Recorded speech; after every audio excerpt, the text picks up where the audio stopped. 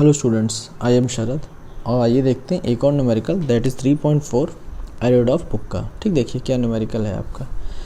दिया हुआ two charges Q1 and Q2 located किए गए हैं रेडियस वेक्टर के अकॉर्डिंग। प्लेन में दिखाया है R1 एंड R2। मैंने डायग्राम बना के शो कर दिया। XY प्लेन है एक, उसमें Q1 वेक्टर है एंड Q2 वेक्टर है। Q1 Q2 चार्जेस सॉरी हैं और R1 वेक्टर है और R2 वेक्टर में रेडियस वेक्टर दिखा दिया आपको है। और यहाँ पे नेगेटिव चार्ज को ऐसा प्लेस किया गया है कि नेट फोर्स जो एक्ट करे तीनों चार्जेस पे क्या हो, ज़ीरो। मतलब कि नेगेटिव चार्ज मान लेंगे Q3 होगा, ठीक है, उसको रख देंगे बीच में यहाँ पे, ठीक, जिसके कारण क्या होगा, नेट फोर्स सब पे ज़ीरो हो जाए क्योंकि Q3 Q1 पे अट्रैक्टिव लगाएगा और Q2 Q1 पे रिपल्सिव लगाएगा, तो ये भी नेट फोर्स ज़ीरो हो जाएगा। ऐसे सब बैलेंस फॉर्म में आ जाएंगे आपके।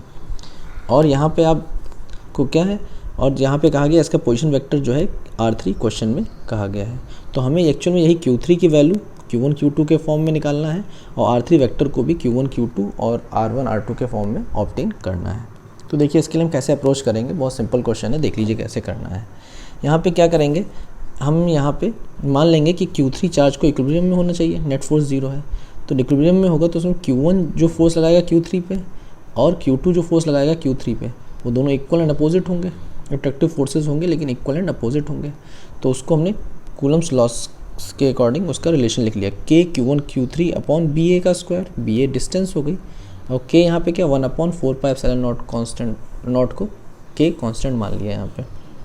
तो K Q1 Q3 upon BA, ऐसे K Q2 Q3 upon BC का स्क्वायर, यहाँ BA का स्क्वायर और BC डिस्टेंस का स्क्वायर हो जाएगा। सॉल्व करेंगे तो यहाँ पे Q1 अपॉन Q2 का हमें रेशियो एक ऑब्टेन हो जाएगा, that is BA upon BC का होल स्क्वायर। तो यहाँ पे इसको अगर BA अपॉन BC का रेशियो निकालेंगे तो रूट में Q1 अपॉन Q2 आ जाएगा। सॉल्विंग करके सिंपल सी चीज़ है। अब हमने क्या किया, हमने इसको ऑब्टेन किया रिजल्ट को, रिजल्ट का हम यूज़ करेंगे जहाँ पे BA और BC के फॉर्म में रेशियोज़ आ जाएंगे वहाँ रख देंगे, तो इसके फॉर्म में Q1 Q2 के फॉर्म में वैल्यूज़ हमको मिल जाएंगी। अब देख लेते हैं BA को वेक्टर के फॉर्म में, BC वेक्टर फॉर्म में क्या होगा। R1 और R3 के फॉर्म में ब्रेक कर लेते हैं। तो इसका वेक्टर फॉर्म क्या होगा, R1 माइनस R3, क्योंकि अगर ट्रायंगल लॉ से देखें तो आप देख सकते हैं BA किस में लाई करेगा, AOB ट्रायंगल देखें, AOB ट्रायंगल में। तो आपको पता है ये क्या OA OB क्या है, पोजीशन वेक्टर है, और BA क्या है, डिस्प्लेसमेंट वेक्टर है। डिस्प्लेसमेंट वेक्टर कैसे निकलता है भाई, आप यहाँ क्या करेंगे भाई, OA माइनस OB वेक्टर करेंगे, तो वही R1 माइनस R3 यहाँ पे हो जाएगा। ऐसे BC कैसे निकलेगा, R2 माइनस R3। ठीक, अब हमने क्या किया, इन दोनों वेक्टर्स का रेशियो ले लिया। जब रेशियो लिया तो हमारा रिजल्ट कुछ इस तरीके से आ गया, vector BA upon BC equals to R1 minus R3 upon R2 minus R3 आ जाएगा।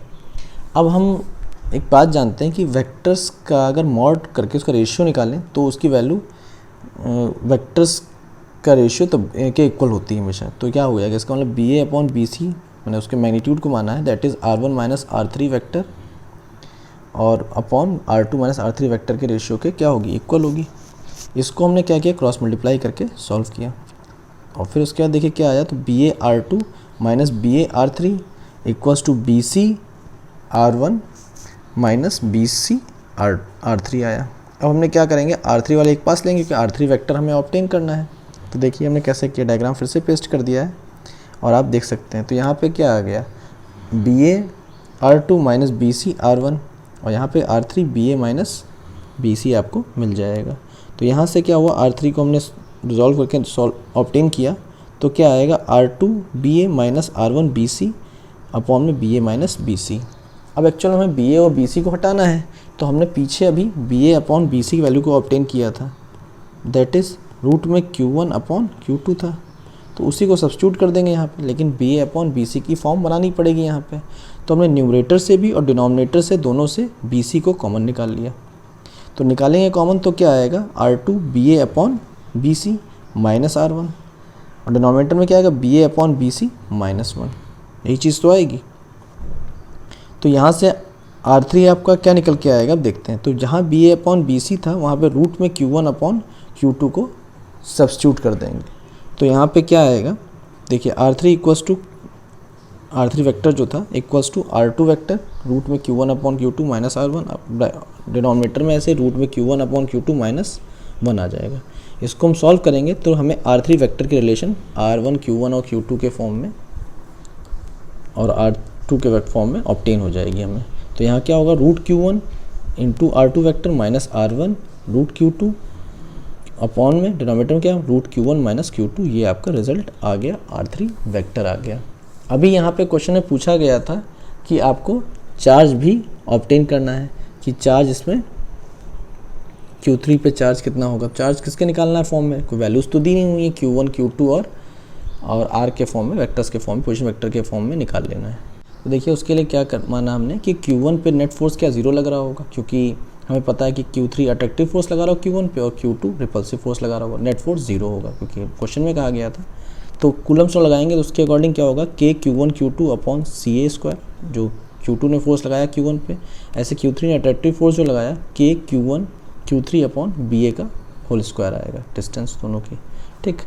तो उसके हिसाब से Q1 और K कॉमन निकल आएगा, उसको हम कॉमन निकाल के हम इधर RHS में भेज देंगे, कह देंगे यहाँ पे, तो इस साइड में भेजेंगे तो क्या हो जाएगा, 0 हो जाएगा, क्योंकि 0 था ही था।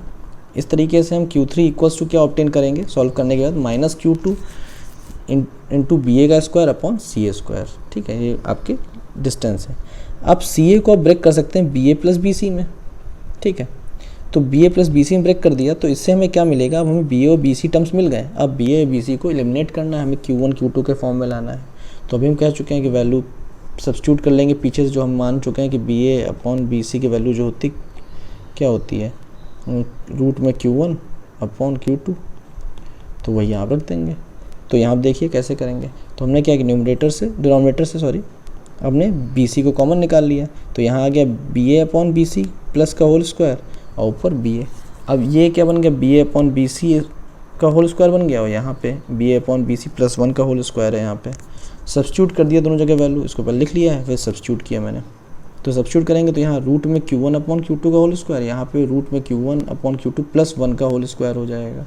अब ऊपर यहाँ तो रूट हट जाएगा, तो ये Q1 रह जाएगा, Q2 कैंसिल हो जाएगा, और यहाँ डिनोमिनेटर में जो होल स्क्वायर है, यहाँ से Q2 हम निकाल लेंगे कॉमन बाहर, और इसको हम डिनोमिनेटर का डिनोमिनेटर है तो कहाँ न्यूमरेटर में चला जाएगा।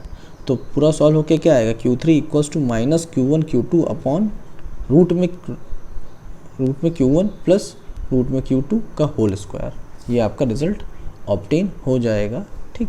तो आपको समझ में आ गया होगा कैसे इसको सॉल्व करना है, बस खाली अप्रोच करना है, किस तरीके से अप्रोच कर लो। जैसे मैंने यहाँ पे Q1 नेट 440 मान के किया, आप चाहें तो Q2 से भी मान के कर सकते हैं। Thank you.